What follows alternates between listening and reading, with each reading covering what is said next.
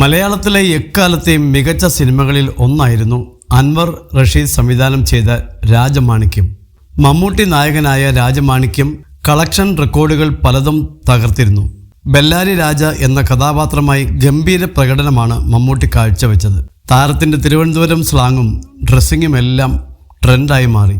രാജമാണിക്യം ആദ്യം സംവിധാനം ചെയ്യേണ്ടിയിരുന്നത് രഞ്ജിത്തായിരുന്നുവെന്ന് പറയുകയാണ് കോസ്റ്റ്യൂം ഡിസൈനർ SB സതീഷ്. സാധാരണ സിനിമ പോലെ ചെയ്യാനായിരുന്നു ആദ്യം വിചാരിച്ചതെന്നും ബെല്ലാരി രാജയ്ക്ക് ഇപ്പോൾ കാണുന്നത് പോലുള്ള കളർഫുള്ളായ വസ്ത്രങ്ങളായിരുന്നില്ലെന്നും സതീഷ് പറഞ്ഞു. ഷൂട്ട് തുടങ്ങാൻ 2 ആഴ്ച ബാക്കി ഉള്ളപ്പോഴായിരുന്നു രഞ്ജിത്ത് പിൻവാങ്ങിയതെന്നും ആ സമയത്ത് രഞ്ജിത്തിൻ്റെ അസോസിയേറ്റ് ആയിരുന്ന അൻവർ റഷീദ് സംവിധാനം ചെയ്യുമെന്ന് എത്തിയതെന്നും സതീഷ് പറഞ്ഞു. ക്യൂ സ്റ്റുഡിയോയ്ക്ക് നൽകിയ അഭിമുഖത്തിലാണ് സതീഷ് ഇക്കാര്യം പറഞ്ഞത്. രാജമാണിക്യം ഇത്രയും കളറാവാൻ കാരണം മമ്മൂക്കയാണ്. ആ സിനിമ ആദ്യം സംവിധാനം ചെയ്യാനിരുന്നത് രഞ്ജിത്തായിരുന്നു.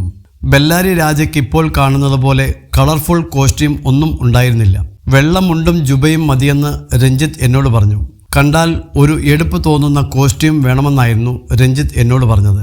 ഞാൻ അതിനുവേണ്ടി പ്രത്യേക കരയുള്ള മുണ്ടും ജുബയുമൊക്കെ സെറ്റാക്കി. പക്ഷേ ഷൂട്ടിങ്ങിന് 2 ആഴ്ച മുമ്പ് രഞ്ജിത്ത് ഈ സിനിമയിൽ നിന്ന് മാറി. ആ സമയത്ത് പുള്ളിയുടെ അസോസിയേറ്റ് ആയിരുന്ന അൻവർ റഷീദ് ഈ പ്രൊജക്റ്റിലേക്ക് വന്നു.